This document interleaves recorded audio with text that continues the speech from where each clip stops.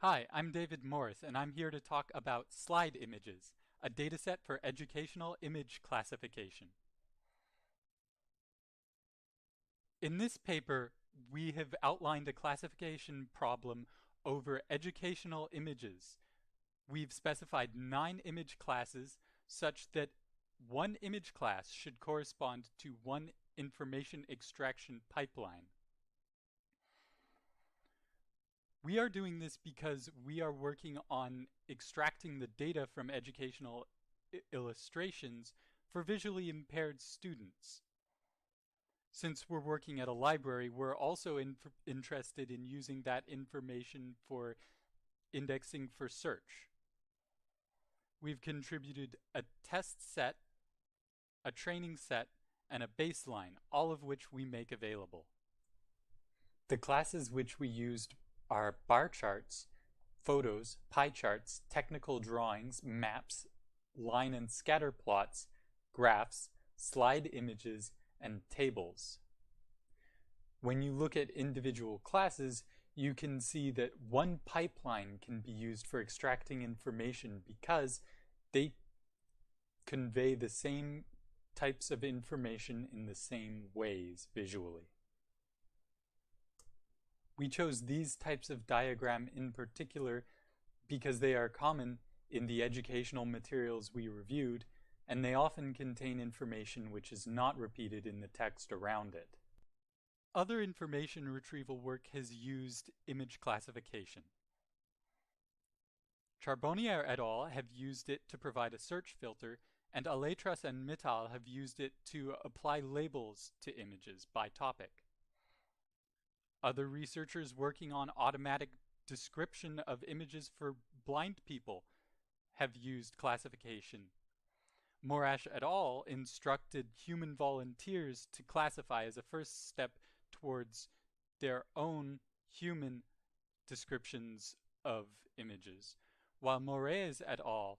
Proposed a pipeline for automatically describing images, which included classification as an early step. Existing work also supports using deep neural networks for the classification of things other than photographs. Afza et al. Use a scan database. Our dataset, using the classes we've already discussed, has a training set, a validation set, and a test set. Our training and validation data was both collected at the same time from a variety of sources of open access images. We collected almost 3,000 images, from which we have chosen over 2,500 as training images and 292 for validation. Our test set is from educational images in slidewiki.org. Our main concern in implementing our baseline was avoiding overfitting. Because of this, we chose the MobileNet v2 architecture, which has good ImageNet performance, but a relatively small number of model parameters.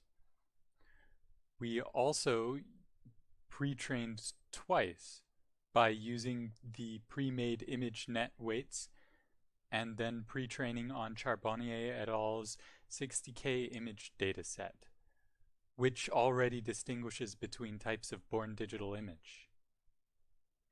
We then trained for 40 epochs with Atom on our dataset, using data augmentation and dropout. Despite this, we only achieved 80% accuracy. Looking at the confusion matrix, you can see that there are no collapsed classes, but some are weak. We examined the reason for this, and retraining the network showed that different classes could become weak.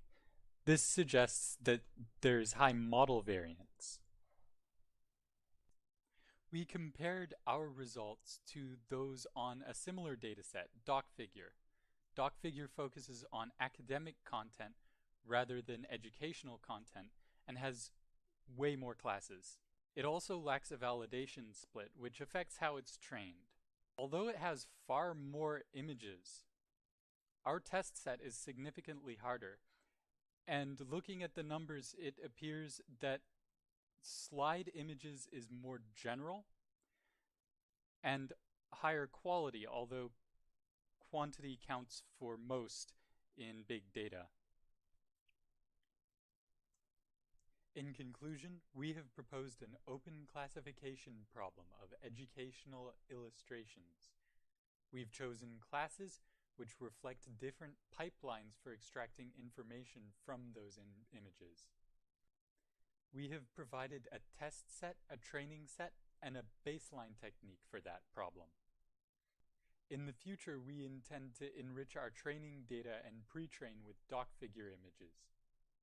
We're also interested in using text extraction to provide multimodal classification, which could increase accuracy.